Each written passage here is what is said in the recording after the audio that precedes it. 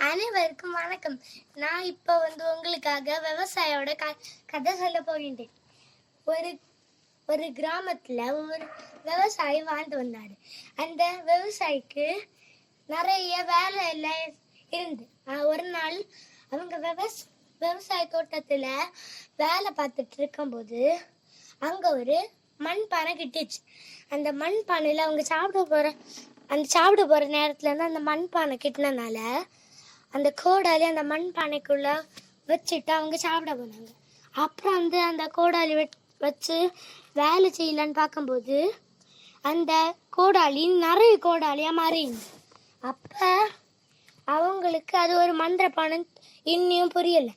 அப்போ அவங்க வீட்டுக்கு போய் அதில் ஒரே ஒரு காசு போட்டாரு.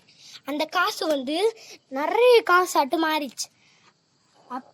அப்புறமும் அவங்க நம்பல. அதனால ஒரு சொட்டு பாறை வீத்தினாங்க.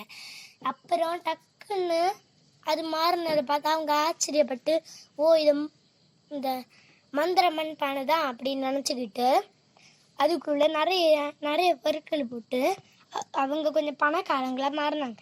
அப்போ தெரிய 2 பேர் அவங்க எப்படி இவ்வளோ ஸ்பீடாக பணக்காரங்க மாறினாங்க அப்படி நினச்சிட்டு அவங்க தூங்கிட்டு இருக்கும்போது ஒரு போய் பார்த்தாங்க. அதில் ஒரு சொட்டு பால் கிடந்ததையும் பார்த்தாங்க. அப்புறம் அவங்க கொஞ்ச நேரம் மட்டும் அதில் பார்த்துட்டு இருந்ததுனால அதில் நிறைய நிறைய பால் வந்ததுனால அவங்க புரிஞ்சுக்கிட்டாங்க இது ஒரு மந்திர மண்பானை அப்படின்னு புரிஞ்சுக்கிட்டு அவங்க அதை எடுத்துக்கிட்டாங்க. அப்புறம் அவங்க வீட்டுக்கு கொண்டு போயிட்டு யாரோ அந்த 2 பேரில் ஒருத்தன் அதுக்குள்ள அவனோட கையை விட்டு போட்டான். அவர் கொஞ்ச நேரத்துக்கு அப்புறம் எடுத்தா அவனோட ஒரு கையிலேயே 10 கை இருந்ததை பார்த்து அவனுக்கு கூட இருந்தவன் பயந்து ஓடினான்.